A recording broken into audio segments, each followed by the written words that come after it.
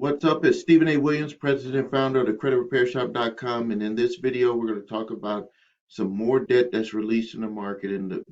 But the thing about the thing that's different about the debt now that's being released is that it's not past the legal statute of limitation for any state. This debt is valid to collect, to take people to court, to garnish wages, to do all types of stuff.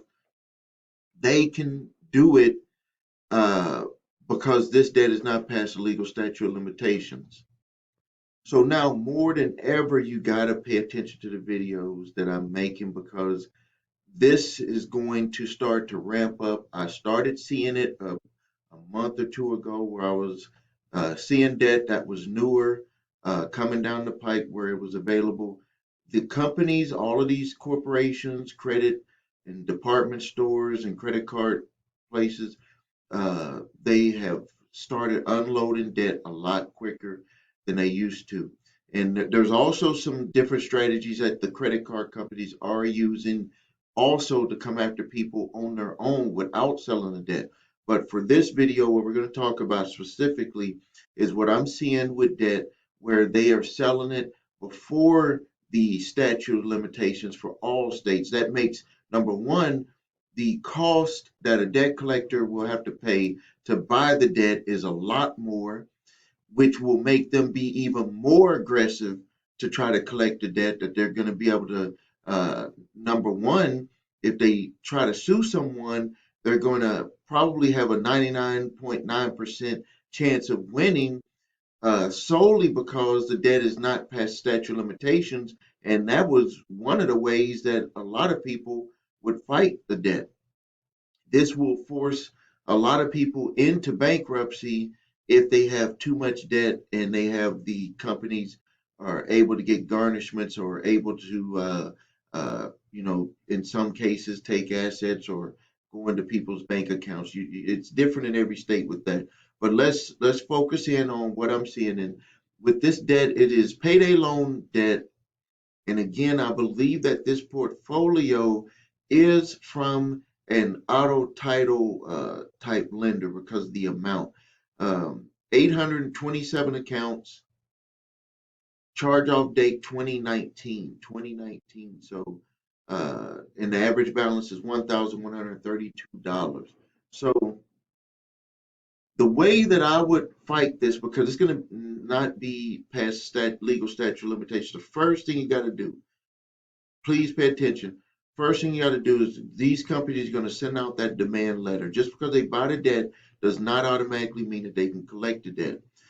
When we've all, in my other videos, when we talked about getting a letter from a debt collector, first thing you do, check the legal statute of limitations, see if they can collect on the debt. You still do that regardless of, this portfolio.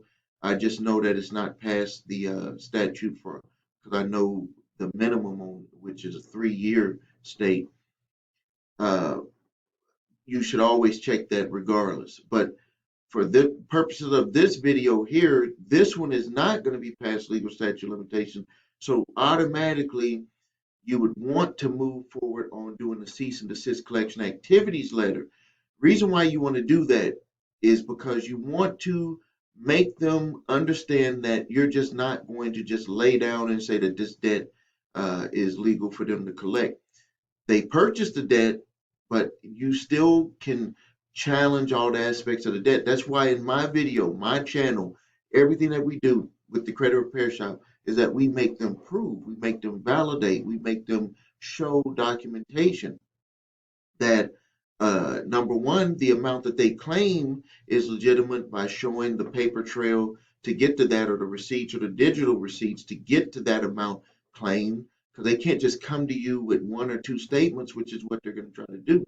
You want to make them get everything to prove that that debt amount is yours. So we're not talking about running from a debt. We're talking about standing up to a debt collector and you're saying, hey, okay, you say that I owe this, you bought it from that company, you really don't have any access to any accounting records, you just bought a big portfolio with some statements, and you had one affidavit that said you bought it all. It didn't have my account number, specifically on there? What if I had multiple accounts with that creditor? So you need to prove to me every excuse me, every aspect of the debt that they're claiming that you owe. So you get this letter in the mail, says that you owe $1,132 from an original creditor. It's going to have it in the right or the left corner, the original creditor. They're going to say in that letter, if you read it carefully, that if you want to dispute all or any part of this debt, you can. And now, if you don't dispute it, if you don't do anything, you give them the legal right to place that information on your credit reports. I didn't write the law. This is the way the law is written. So if you don't respond, they're going to take it to the step two, get on your credit reports. They put on your credit reports to put pressure on you to do something about it. That's the reason why. So, but if you respond, and I give you the letters that you can use to respond to them, to make them understand that this is not going to be something easy. You want them to show you all of the accounting records on how they came up with that amount. This could either put you into a position of where they might say that they're not going to come after you. They'll write you a nice letter saying that they're not going to come after you. They might try to sell it to someone else, so you keep that letter just in case. Other cases scenario is that they might say this is yours, and we got these bank statements to prove that this is yours, and then you will be in a back and forth battle with them saying, no, I see the bank statements. I want you to show me my signatures and everything that show that the amount that you're claiming. Give me the accounting records. You have the right to get those accounting records. They won't be able to get those accounting records from the original creditor because the original creditor does not care about them, and they probably bought that portfolio from another portfolio company, bought it, and then another debt collector bought it from the portfolio company. So what they have, everything they have, is what they're going to present to you. They might present it in pieces. So you want to get into that back and forth. From what I see, from what happens here with us and what happens with other YouTube subscribers who takes this information and utilizes it, is that you'll get into a back and forth, and that they will usually stop coming after that individual. It'll be like you're at a standstill. And sometimes people write to me, or they put message here on YouTube, and they say, well, what to do next? And really what to do next is to wait on their move. It's because you got to see what they're going to decide to do. You can rewrite to them certified mail if you didn't do that the first time, um, to get them to give you an answer so you'll be able to move forward, because they're going to have to either say that they're not going to come after you or they are.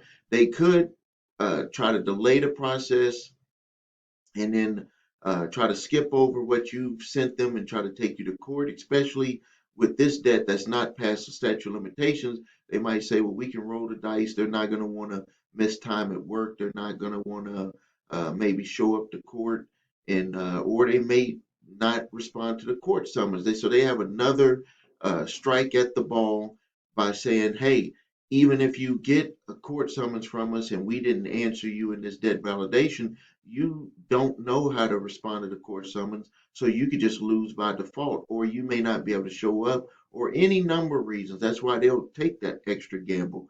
And so what they're probably doing is they're having their meetings. They're saying, hey, we got this group of people who watched the video from the credit repair shop, and they did use that cease and desist collection activities letter. They did do the debt validation, and we got to make a decision on if we're going to gamble and go after uh, the, these groups of individuals. And a lot of times they're going to say no, but what if they say yes and they want to go ahead and gamble?